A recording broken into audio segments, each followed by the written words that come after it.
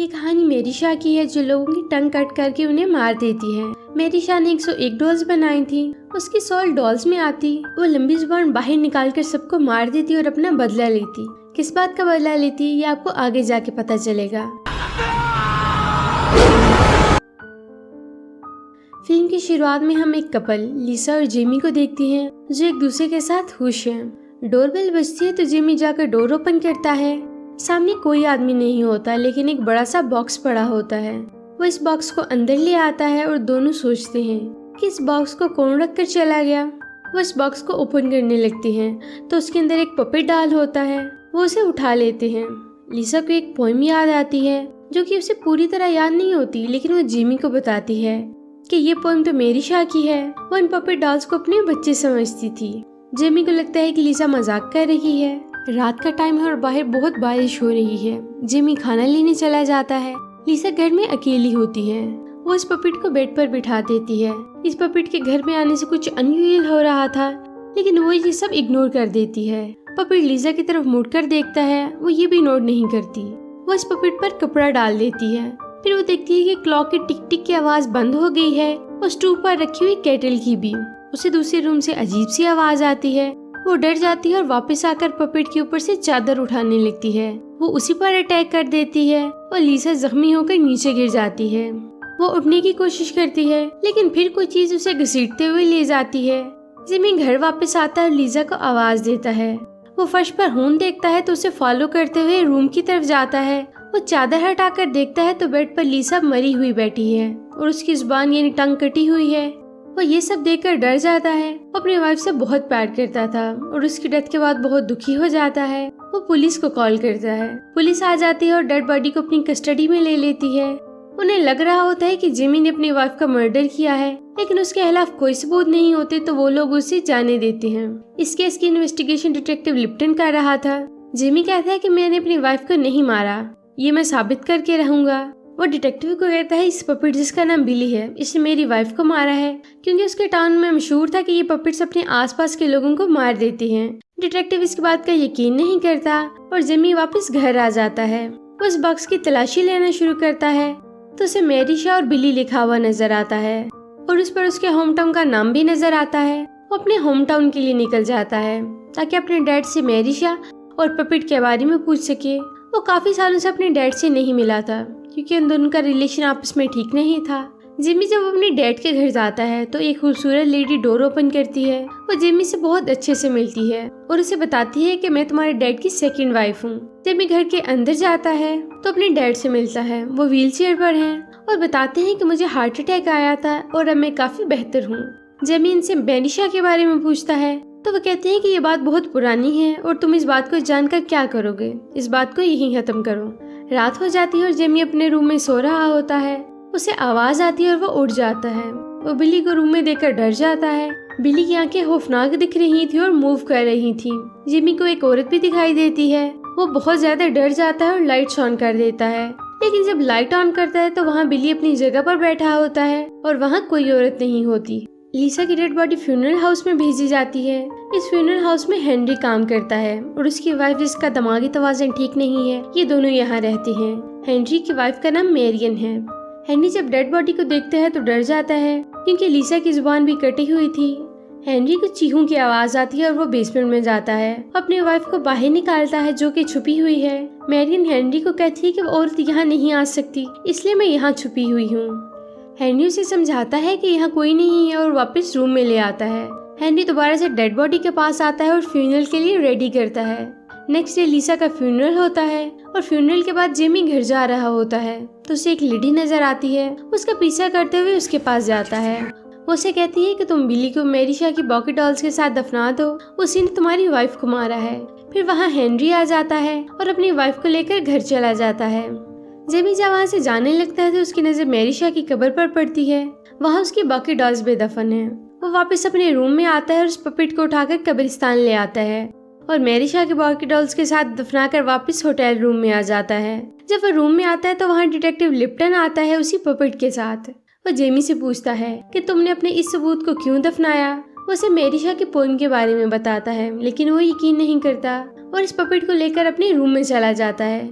Next day जब detective अपने काम के लिए निकलता है तो जेमी उसी पपेट को उठाकर फ्यूनरल हाउस चला जाता है और वहाँ मैरियन से उस पपेट के बारे में पूछने लगता है। वहाँ हेनरी आ जाता है और जेमी को घर के अंदर ले जाता है। हेनरी जेमी को 70 साल पुरानी बात बताना शुरू करता है। सीन फ्लैशबैक में जाता है और वो कहता है कि जब मैं छोटा था तो टाउन के थिएटर में मेरिशा का शो होता था जो काफी फेमस था। बहुत ज्यादा लोग देखने भी आते थे। शो में मेरिशा बोलती थी लेकिन लिप्स पपेट के हिलते थे, मेरिशा के नहीं।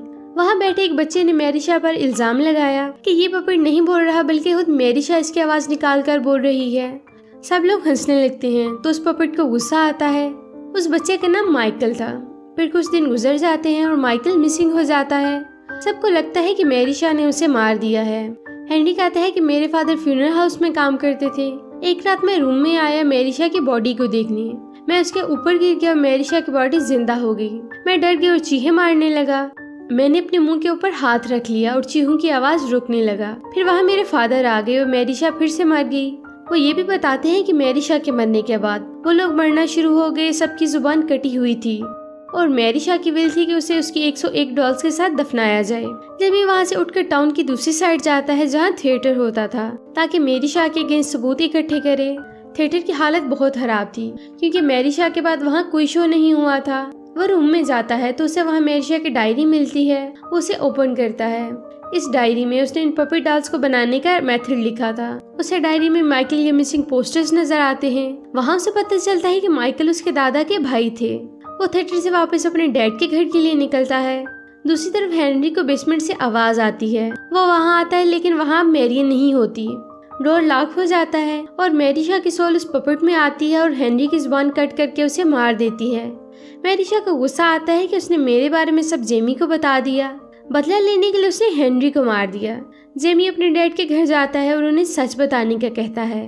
उससे बताते हैं कि माइकल तुम्हारे दादा के भाई थे और जब वो मिसिंग हुए तो सबको लगा कि मेरिशा ने उसे मार दिया है। वो सब इकट्ठे होकर मेरिशा के घर चले गए।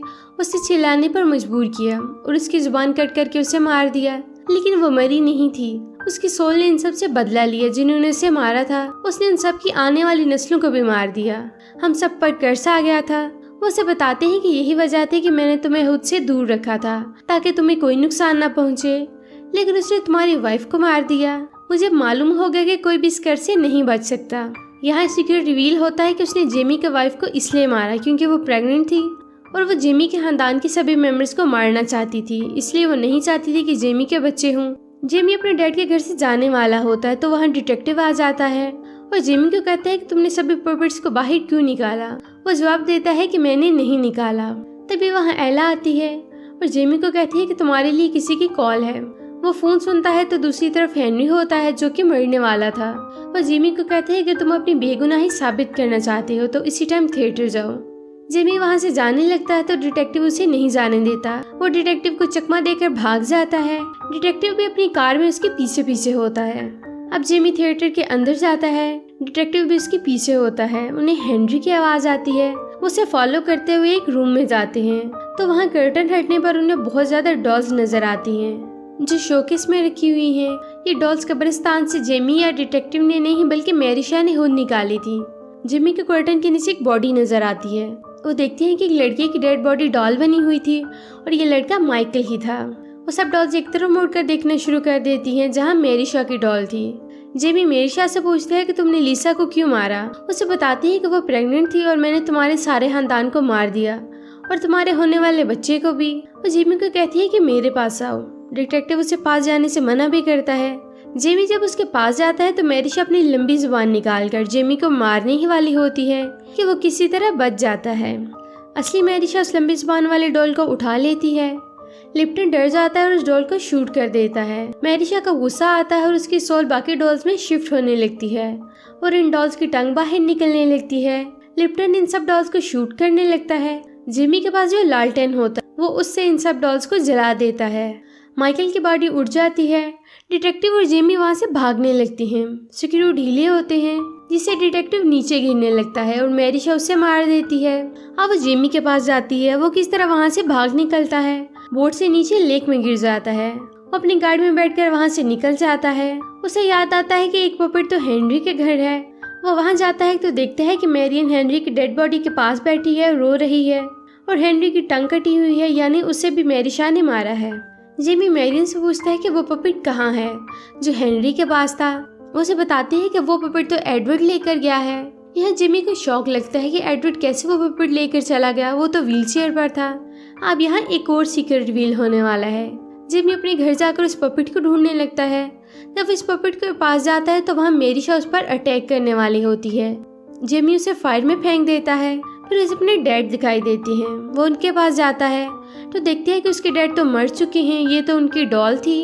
वो डर जाता है। फिर उसे याद आता है कि उसने थिएटर में मैरिशा की डायरी में जो डॉल्स बनाने का मेथड देखा था, उसमें एला भी थी जो कि मैरिशा की परफेक्ट डॉल थी। अब पीछे से मैरिशा एला की डॉल में दाखिल होकर जेमी पर अटैक करके उसे भी मार देती है। तो यहीं पर इस कहानी का एंड हो जाता है।